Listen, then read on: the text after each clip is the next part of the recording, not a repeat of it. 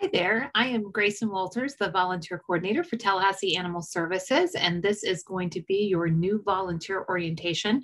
I first just want to say welcome and thank you for joining us and wanting to help out. This presentation is going to cover a few different things, but the idea is really just to kind of give you the nuts and bolts of what we deal with here, some terms that you're going to need to know, so we're going to take you through that.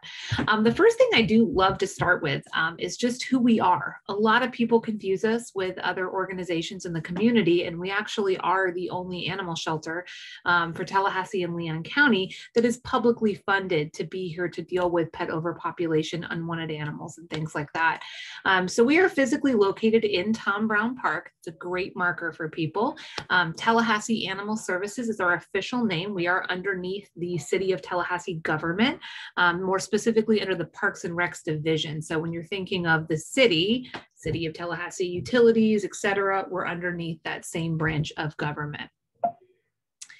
All right, I am your fearless leader. I am Grayson. I am here typically Tuesday through Saturday, the bulk of the day that you guys are here, really just to be on hand for training, answering questions, and supporting you as you kind of go through this. I am off on Sundays and Mondays, so just so you know, that's generally my weekend. I did want to just point out that email is going to be the easiest way to reach me. Not that you're not welcome to call me, but it is easier for me just to shoot an email back to you. It comes to my phone, my laptop, so generally I can respond a little bit quicker that way. So goals for today are really just to kind of officially welcome you to the shelter, help you better understand our mission, why we're here, and kind of how you fit into that picture. We are going to talk about some animal welfare terms and concepts that we'll want you to understand. I am going to, of course, explain the volunteer program, opportunities that might be available to you. And I do realize that not everybody learns best by just watching a PowerPoint, so we will cover the next steps and you will get a packet of information at the end of this after you have completed this training for you to review on your own time and have some materials on hand for reference as you go through this. So let me first just start by kind of what our focus is as the shelter, and then really what your focus is as the volunteer. So the shelter, okay, so I'm just going to read you the mission statement here. So to ensure public safety and the welfare of animals by enforcing animal control regulations and providing a secure, healthy environment for the animals in our care. So what does that mean? There's sort of two components to what we do. There's out in the community, right? So somebody's not treating their animal well, or somebody's being arrested and they have a dog that's involved and somebody's got to step in. Whatever's happening out in the community, that's going to be our animal control department, which is a part of what we do. So we create local ordinances, enforce that, provide education, all in an effort to keep people safe and make sure that animals are being properly taken care of. When the animals come here, i.e. the shelter, then we're going to be funded to provide a roof over their head and food and water and all of those things. What really blew my mind when I first started here, I came from the private sector of veterinary medicine, so I didn't really have a large understanding of what shelters did or dealt with.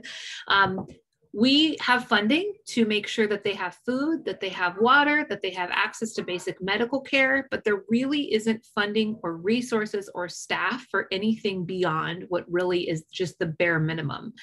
So there isn't daily dog walking that staff participates in. You know, they're really not just spending the time with the animals, maybe every once in a while, but there's not built-in time for that every day.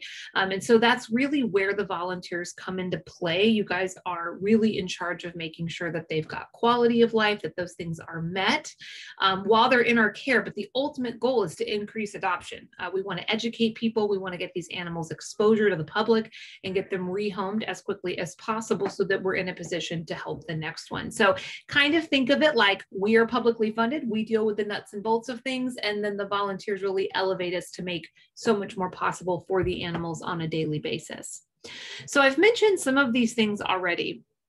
But the shelter, we are open admission, meaning we generally have to accept all animals that come to us from Leon County limits. We are a government-run facility, so we are not a nonprofit, but we're not a for-profit. We're underneath that government sector. And we are funded both by City of Tallahassee and Leon County taxpayer dollars.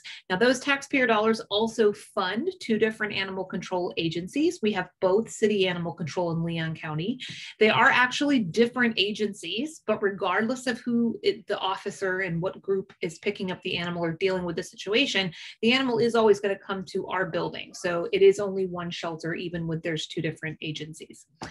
We take in about 4,000 animals a year currently. That was actually closer to 10,000 animals a year when I first started in 2012. So it's been a really big deal to see that number go down. We have about 32 full-time employees in the building and about 4 to 6 part-time. I will go over their roles in just a moment. And right now we are open daily by appointment between 10 and 6. And I'll explain some of these things in a bit, but services that we offer: adoption, animal control support, lost and found. We do have low-cost wellness services. So rabies vaccines, microchips, things that you might need help with your pet. We do have access to some of those, as well as low-cost euthanasia if that was on the table for somebody's animal. So these are just things that we do offer the public. So I don't expect you to memorize all of these people. This is just all of our managers first, but I like for you to kind of see some of the people that work here. Right outside my office, I actually have a bulletin board, and it's got every single staff member's name, picture, and title to kind of help you learn who we are. So these are all of your managers. So you have Erica and Michael, who are kind of our top administrators. Ann and Gary are the kennel managers, overseeing basically the team of people doing anything with the animals themselves. Lieutenant Doyle and Sergeant Mifflin are over city animal control. And then we do have 2 full-time vets, Dr. Barton and Dr. Agathias, whose picture I don't have yet, to do all of our spays and neuters and in-house veterinary care. The 4 of us do something a little bit different. So you know that I am the volunteer coordinator. We also have a full-time foster coordinator, Heather, who is in charge of getting animals out and into temporary foster homes. Melissa Sharp does a few different jobs. She does all of our lost and found program development. She is our transfer coordinator. We'll talk a lot about, a lot of times we work with these private groups that will pull animals into their rescues. So she sets those partnerships up. So she does a bunch of different jobs. And then Patricia is our dispatcher for animal control. So as we're getting those calls from citizens with an issue, she can route those out to the appropriate officer. So these black circles down here, these are just the title of the folks that are under the managers I just mentioned. Now we do have about 4 to 6 part-time employees. They're called our kennel techs, and they are hired to come in and they are completely in charge of cleaning, feeding, and watering every animal every day. This truly blew my mind when I first started. There is actually only enough staff and resources to go through and from top to bottom clean every single animal 1 time a day. So starting at 8 a.m., they work their way through all of the kennels, but they're animals. They're in their kennels all the time. So yeah, they're going to go to their bathroom in their kennel later in the afternoon. And so the volunteers do a lot of supplementing to that to make sure that the animals' kennels stay clean, so that they don't have to wait 24 hours before the staff is back the next day. So think of it a little bit like the volunteers are supplementing to kind of fill in where there are some natural gaps in our funding and resources. Now, this is a little dry if you don't like numbers. If you do, you might love this. But this is something that we actually publish on our website every month and every year. It goes over what people want to know about. And any shelter has something, it has a sheet that really looks just like this. So basically what we're looking at is what types of animals came in, and that's at the top. We're comparing the reason that they were brought into the shelter, which is called their intake type, or the reason that the animals left the facility or the shelter. And then that ends up generating a bunch of statistics down here at the bottom. Our general goal is to increase the live release rate, which is down here at the bottom. And you'll notice that ours for this month, February 2020, was at 87.6%. So just to give you some context, when you talk about kill and no-kill shelters, if you've ever heard that terminology, a no-kill shelter, what defines that is that they have achieved a 90% or higher live release rate, okay? Now back in, I don't know, early 2000s, we were like in the 30 percentile. So we were definitely a shelter that euthanized and a shelter that euthanized for time and space reasons. Right now, commonly that is not as currently that is not as common at our facility. Primarily, we're dealing with medical and behavioral reasons. I think our live release rate right now through the current month is probably around like the 84 percentile. So we're not quite no kill, if that makes sense, but we're knocking on the door. And generally, like I said, we're mostly dealing with euthanasia for behavior and medical reasons. So that is our goal. But this sheet and these terms give you some information about the animals that you're going to be working with. So a lot of times you will come to me as a volunteer and ask me, why is the animal here? What's the reason he came in? And when we look in the computer into what their intake type is, that will clue you into some information. So owner surrenders mean they've been signed over from an owner. It also means we have some background information on that pet. A stray just means that there is an unknown background. It doesn't mean that they don't have an owner. It means that we don't know if they have an owner at that point. So there's sort of an unknown factor to their being there. We may find out more information down the road. We may not. Stray just means I'm not really sure, right? And we're going to get into more of that in a second. Return means they were adopted from us and then brought back within 30 days. It did not work out for some reason. And so now they're coming back into the shelter system. But it does usually mean that we have more information because now they've spent time in a home and we're going to have a better idea of maybe how that animal behaves. Owner assist means that we are temporarily assisting somebody, usually in a boarding capacity. We're not a boarding facility, but because we're a government entity, we generally will get called into some more difficult situations. And there may be situations where we can help somebody out. An example would be somebody trying to flee a domestic violence situation where we could maybe house their animals for them temporarily. Now, confiscate means that the animal control officer is removing the animal from that situation in that moment. And I think most people's brains go right to hoarding, abandonment, cruelty, neglect, and things like that. Those are all reasons for confiscation.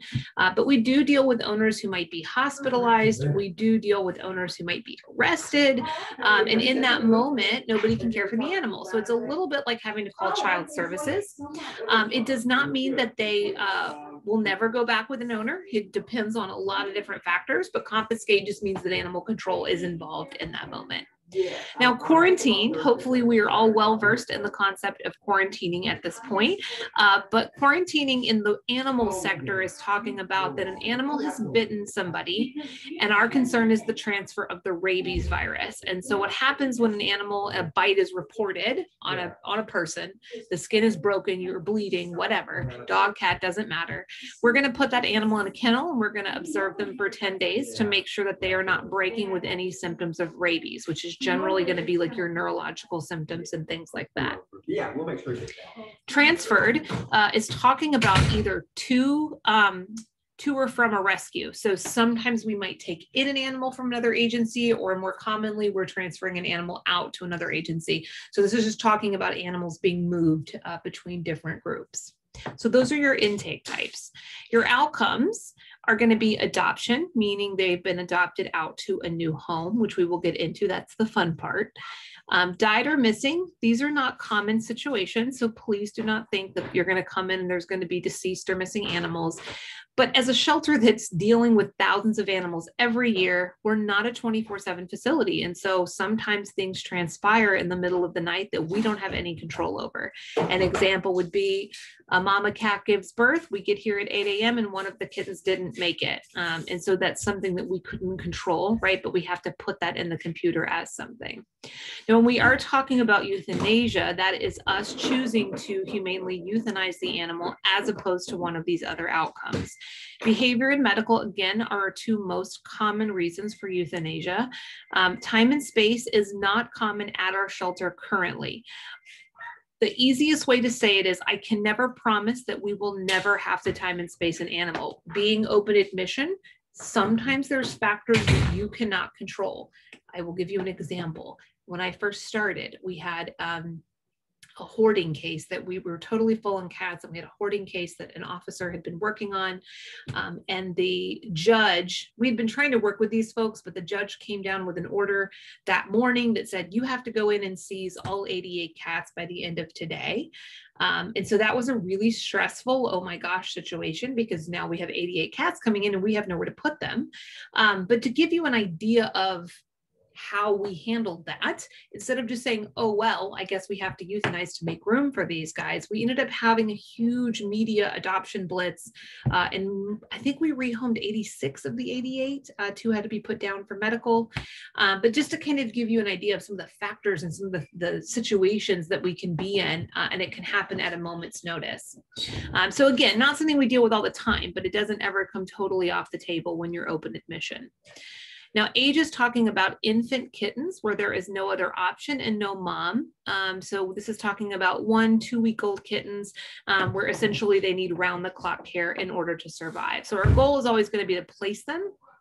But if we can't by the end of the day, then euthanasia may be on the table.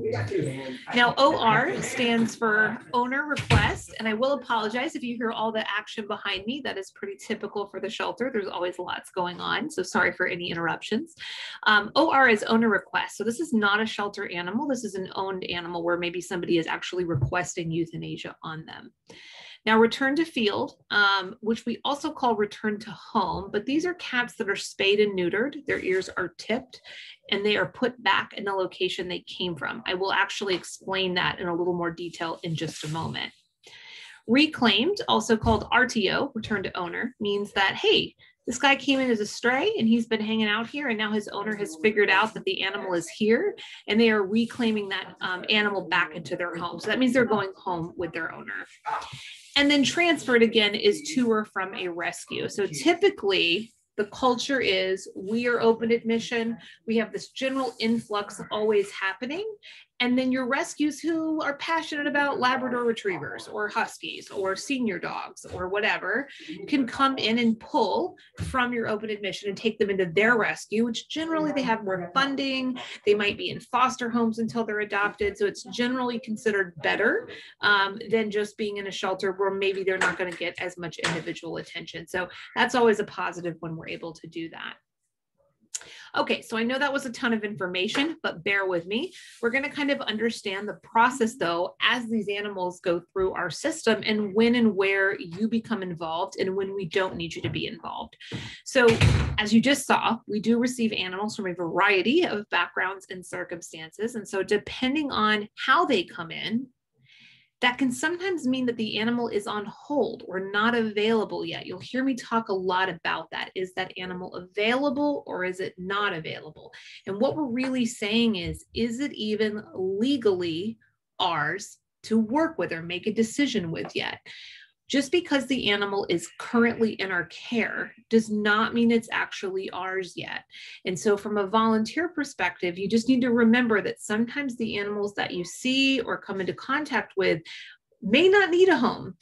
They may belong to somebody. They may be involved in a court case. They may be involved in a sensitive situation that doesn't need to be shared on social media. That animal may have a behavior that's not appropriate for you to interact with at that time. So the general rule of thumb is that if the animal is available and adoptable, which will make this very clear to you when you start, that's a thumbs up to you. Take pictures. That is for you to spend time with them. When we're talking about animals that are not available or not assessed yet, and I'll again explain where those areas are, you are not to take pictures or interact with those animals. So just be respectful of the fact that we do deal with some other stuff. When we talk about dogs and puppies and cats and kittens and when they're ours and how all of that works, owner surrenders are the same concept regardless of what animal we're talking about. An owner came in, stated they couldn't care for their animal for reason A, B, or C. We do still need to look at the animal's behavior in medical, but ultimately that animal is ours immediately, and we can make a decision as soon as it's appropriate.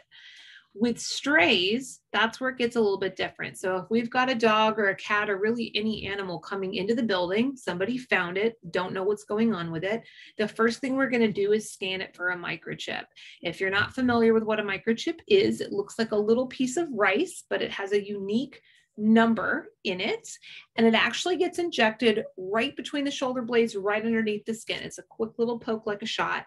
And when we scan it with our microchip scanner, beep, beep, beep, that number then links to an owner's information. And microchips actually dictate ownership. So that's always what we're going to start with.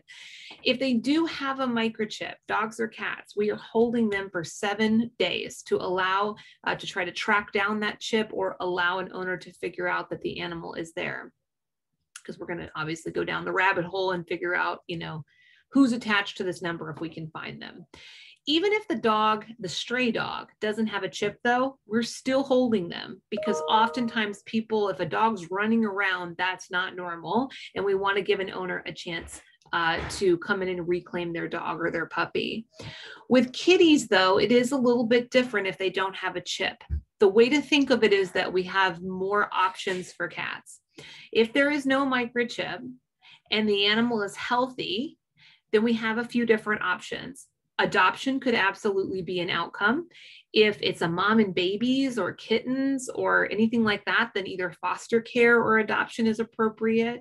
But sometimes when we're talking about either feral cats or kitties that are really healthy, where we believe there to be an owner, we can do something called RTF them, which is spay neuter them, tip their ear. So if you don't know what that means, they have little pointy ears, and when they're under for surgery for their spay neuter, they're going to take the tip of one of their ears. That is the universal national symbol that the cat has been spayed or neutered, which is helpful, especially when you're dealing with feral cats that you can't get your hands on, because we want to make sure that they aren't making babies. We love cats, but one of the most challenging things about them is how quickly they reproduce. And so if we're going to have these cats that are out in these colonies or these indoor-outdoor cats, we just want to make sure that they're not making babies. So sometimes kitties are chosen to be put back if overall they're healthy and they do have a food source from where they're coming from. Now, the adoption program is obviously getting animals into new homes. And before COVID, volunteers assisted with this every single day, chatting with people, taking animals out for them, etc. We have really moved more towards an adoption matchmaking system where all of these adoptions are by appointment only. We don't allow the public just to walk through our building. Adopters have to be 18 years old. All animals are first come, first serve with an approved adoption questionnaire. So we are not a best fit facility in that I can take 10 applications on a dog and then decide that I like you the best. As the city government, it has to be a little bit more fair than that. Private facilities can do that, we cannot. So generally what we'll do, we can not approve an application though, if there is some reason to deny somebody, and we don't hold animals for any reason. So the way it works generally is that adopters check our online kennel, which is updated every hour, and they're kind of shopping, right? They're sort of seeing, hey, is there anybody that I'm even interested in?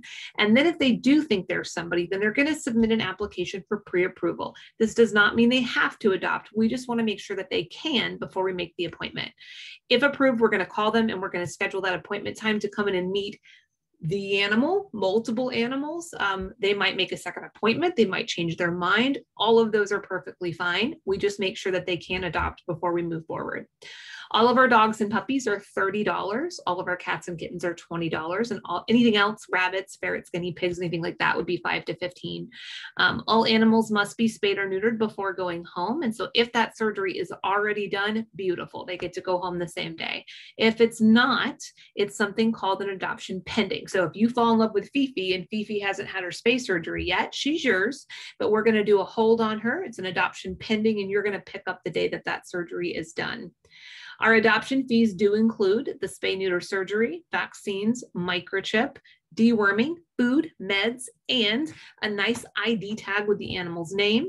And there are some add-ons, like if you don't have a cat carrier, we can sell you one for $4. So there are a few others, but the main things that are included with the animal are those things that are listed there, and that is the $30.20 that you're paying.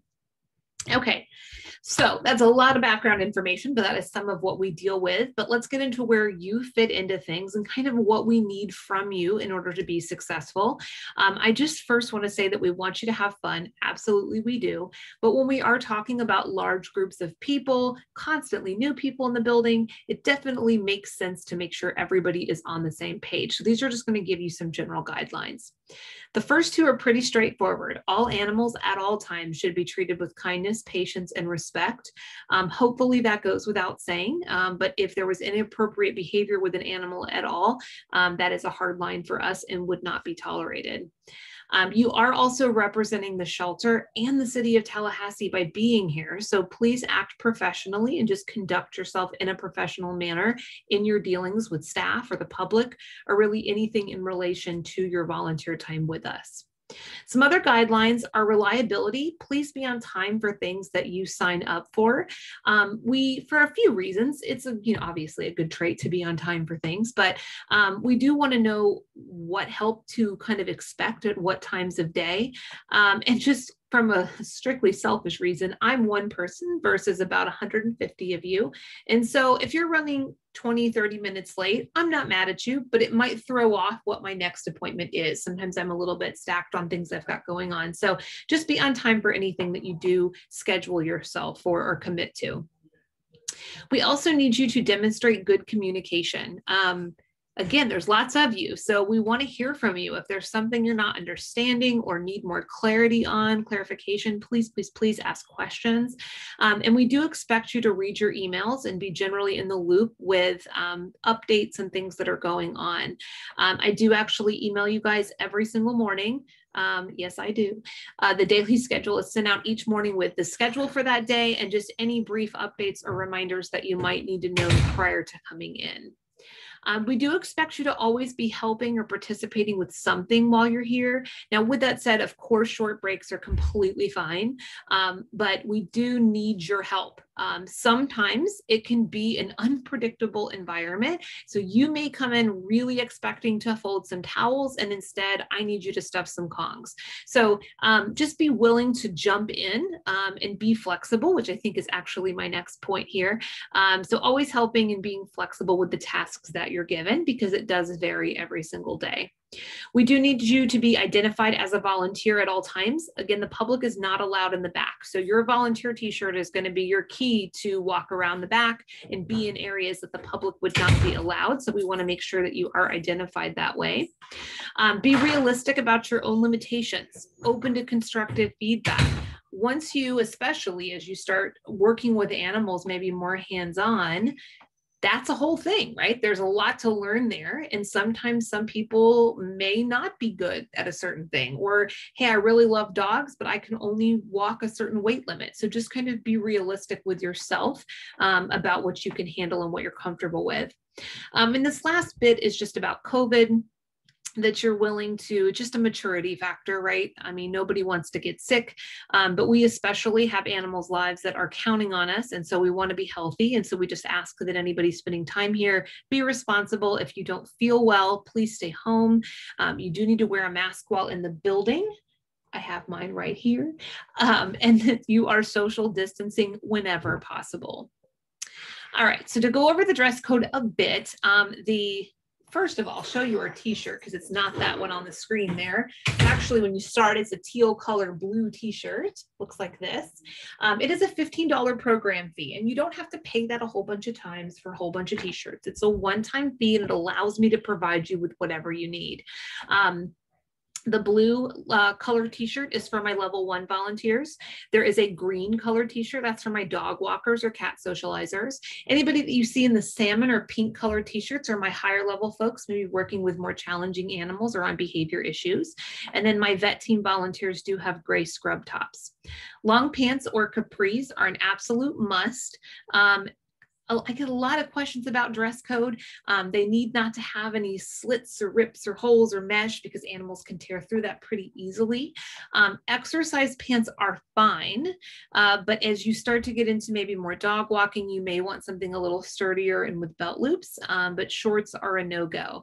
And then in addition to that, closed-toed shoes with socks. We do deal with some pretty grody stuff, and we want to make sure that you're protected. So long pants or capris, closed-toed shoes and socks, and your volunteer t-shirt. If it's cold, which it's depending on the time of year, can get a bit chilly. A long sleeve t-shirt underneath your t-shirt is fine. Or if you want to wear something over it, I'm okay with that, as long as we can see the color of your shirt somewhere. So if it's a zip up, you know, that we can at least see part of it so we know what color you are. So no shorts, skirts, tank tops, crop tops. We will, on the social media front, invite you to our volunteer Facebook group. It is a closed group. It is drama-free. You don't have to join it, but it is a nice way to network. And just as a reminder via posting things, etc., it is more than okay to post any pictures or videos of the adoptable animals. So if they are for adoption, I have absolutely no issue with you taking pictures and blasting it, because that's what we want to do. do. We want to move them. You just wouldn't go into some of those unavailable areas and take pictures of those animals.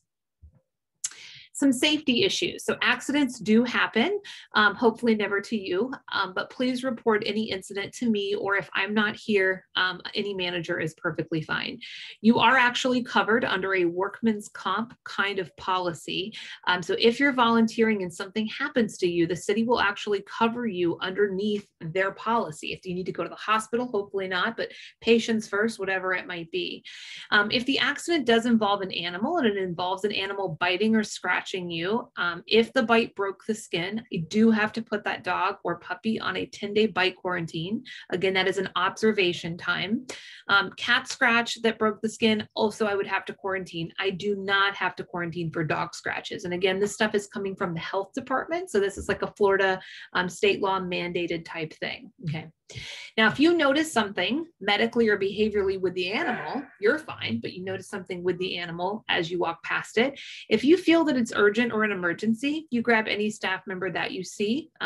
So if you need to go running into some area and say, I need help right now, perfectly fine.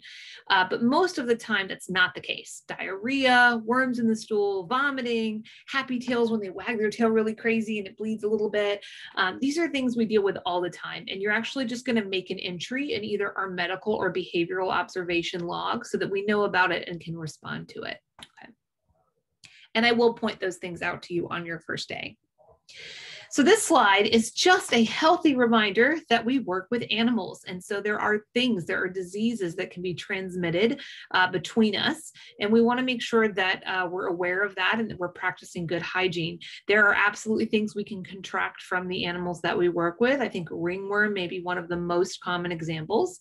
But I think even more common than us actually contracting it is that we can be the vector of transmission. So if you go snuggle a really sneezy, sick kitten and then go home and hold your own cat, you can transmit that on your clothes. You're not going to contract it, but you can spread it. So this slide is just to remind you that you do need to be washing your shelter clothes in between every time that you're here. And as soon as you get home, take a shower, wash your hands, sanitize, all of those things, because we obviously want to reduce disease in the shelter whenever possible. One other just kind of medical topic to cover that we deal with pretty frequently in shelters is the topic of heartworms.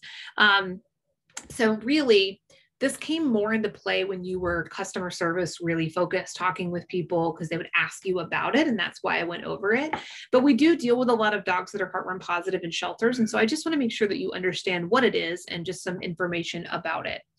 Heartworms, deductive reasoning, it does actually mean that worms are infecting the heart and the lungs.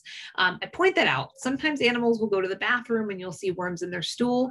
Those are parasites and they are worms, but they are not heartworms. There are intestinal parasites specifically that you'll see in their stool.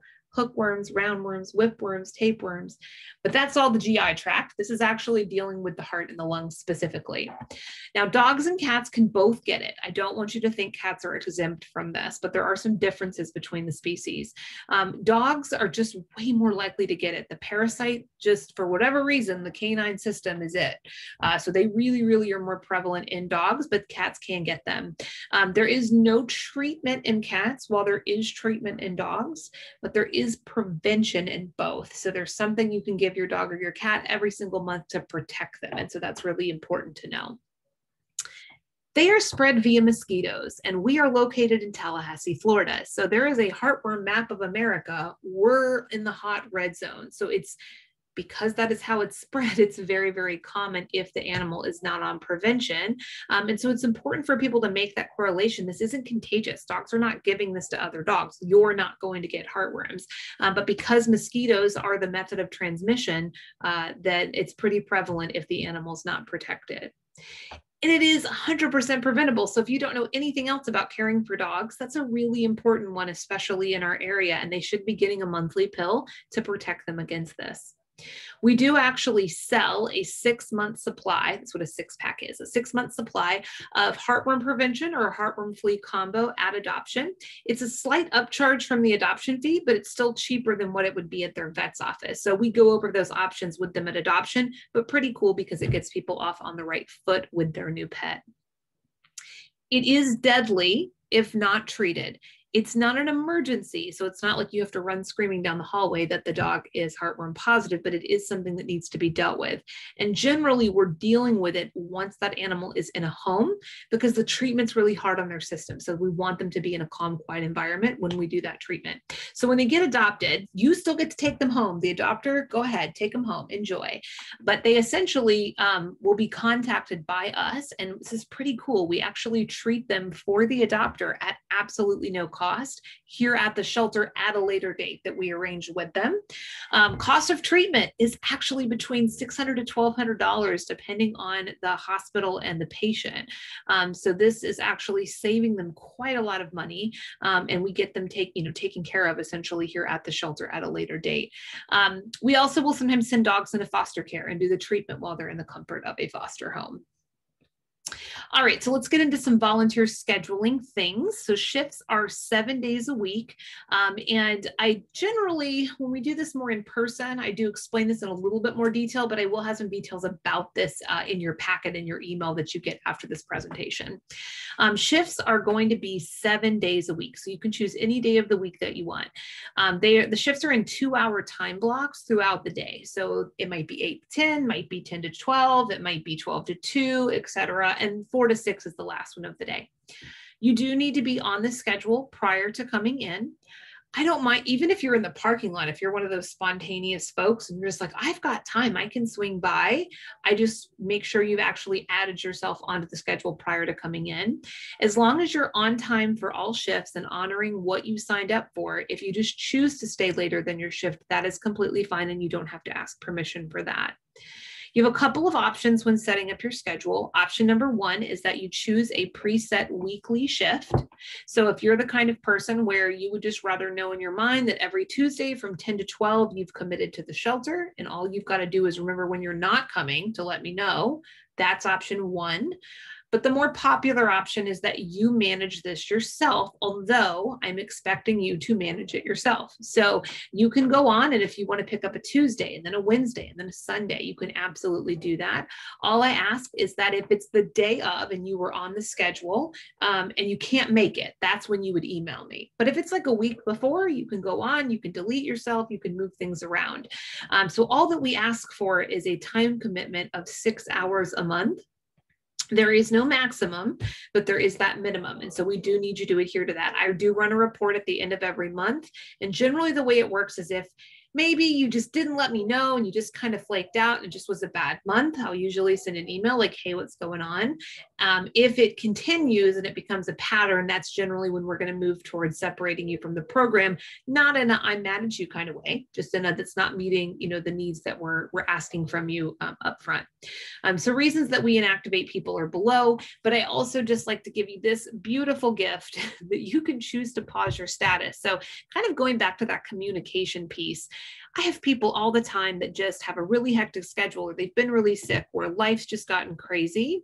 As long as you are appropriately letting me know what's going on, we can pause your status so that you can step away, do what you need to do. I inactivate you so that I'm not counting on your help that month or months.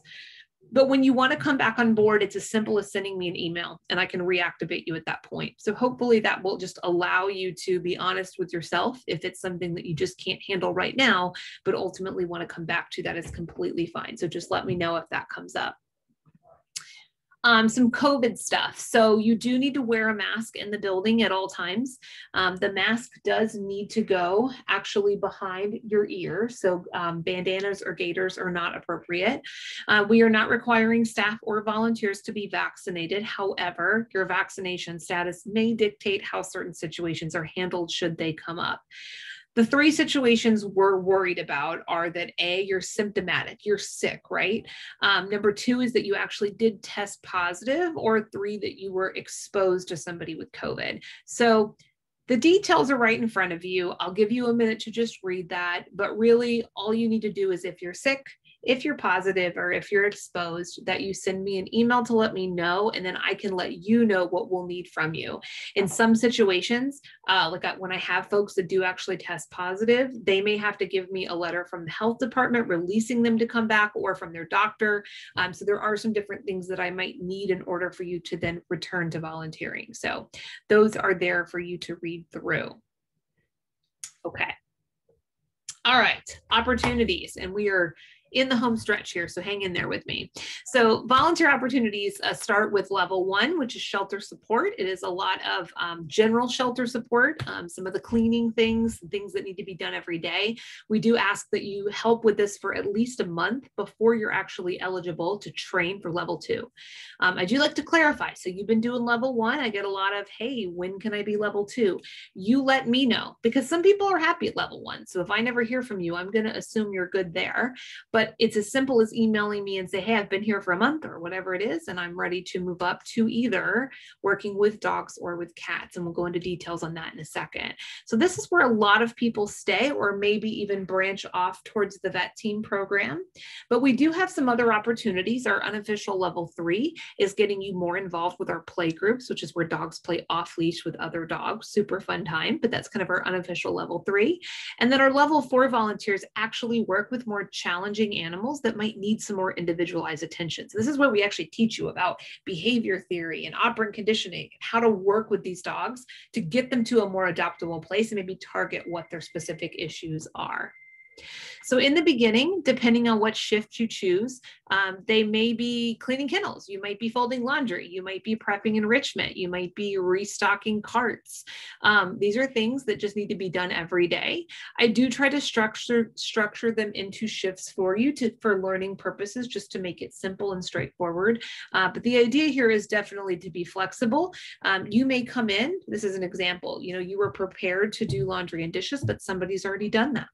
But they're still working on cleaning cages. So we might ask that you jump in with that task. So just be flexible, but these are things we deal with kind of all day, every day.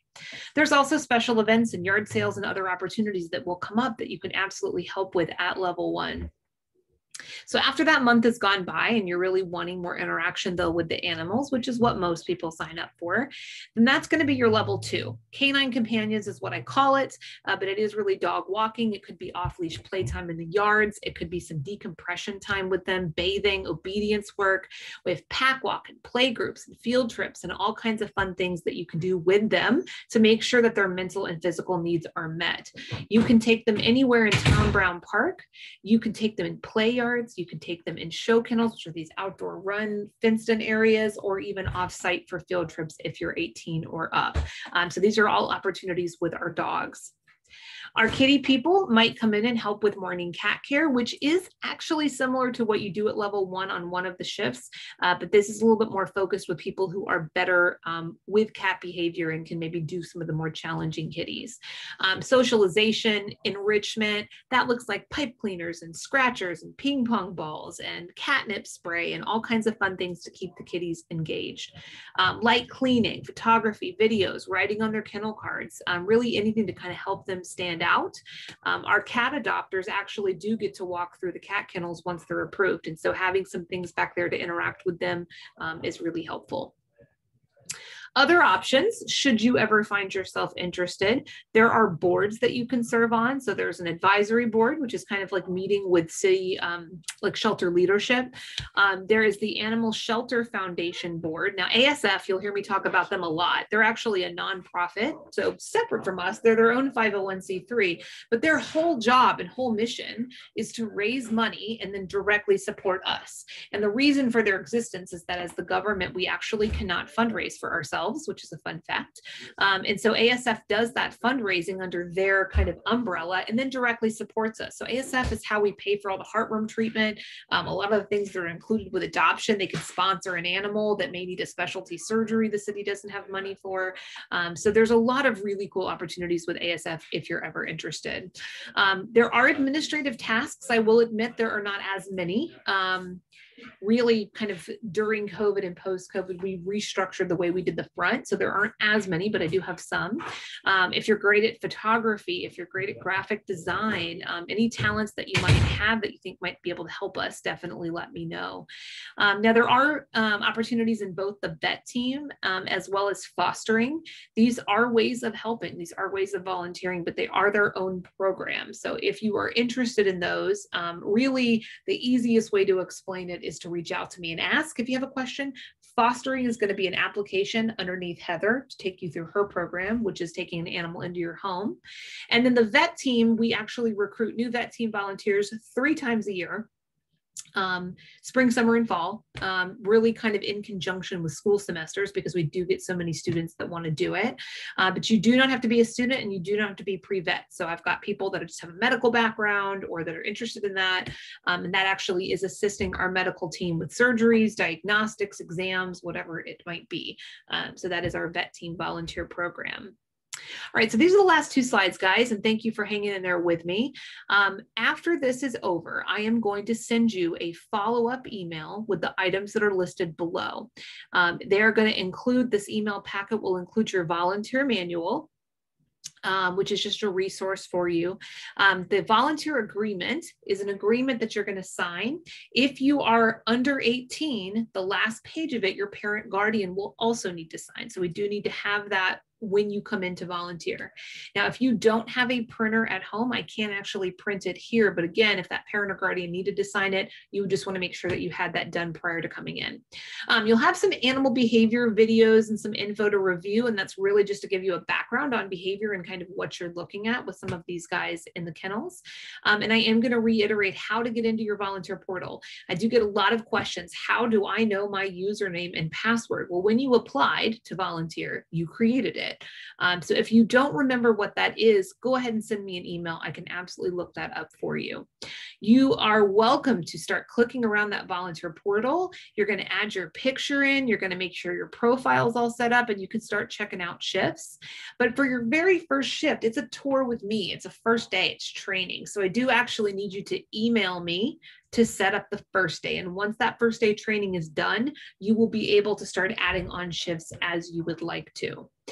You do have 2 weeks to do this. I don't want this to be high pressure. And if you need a little bit more time, just let me know. But beyond that 2 weeks, if I don't hear from you or I don't hear from you to get your first day started, we will go ahead and inactivate your application and assume that you're not going to get started with us. On your first day, what do you do? Where do you come? So some of you may have seen, depending on where your interview was, you may have seen my office. But when you arrive, park anywhere you would like to. If we're open, you're more than welcome to come in the front door. If we're not yet open, then actually what you're going to do is, instead of walking into the front door, you're going to walk around to the right of the front of the building, and there's a side door entrance. If it happened to be locked, you could ring the doorbell. It's not usually. You do need to be wearing your mask, and you'll have your paperwork and your program fee, all of those things. And then you're essentially going to come on in and you want to ask for Grayson. If for any reason I've arranged for you to meet someone else, you would already know that and know who to ask for in that instance. I'll come up for you and grab you. Essentially, we're going to do some housekeeping stuff first. We're going to do a tour of the building. I'm going to get you your t-shirt. We're going to do your program fee. If you haven't uploaded your picture, fair warning, I will take your picture so that we have your identification in the computer. And we're going to get you clocked in, and then you're going to get a whole tour of the shelter so that you can see the whole thing from front to back. And then we'll go over the duties for that shift. I would say that probably by about shift 2 or 3, you start to get more comfortable, because you may learn one thing on one day, but if you pick a different shift for a different day, it may be a little bit new the second time you're here. So it does take maybe a couple of shifts to get all of the different activities under your belt and start feeling a little bit more comfortable with the things that we have. All right, that is it. Thank you for choosing to volunteer. We appreciate it. We're excited to have you. Please reach out if you have any questions. There will be a brief quiz at the end of this video that you can take to get started with the next steps, but otherwise I will be in touch with that packet. Thanks so much and have a great rest of your day.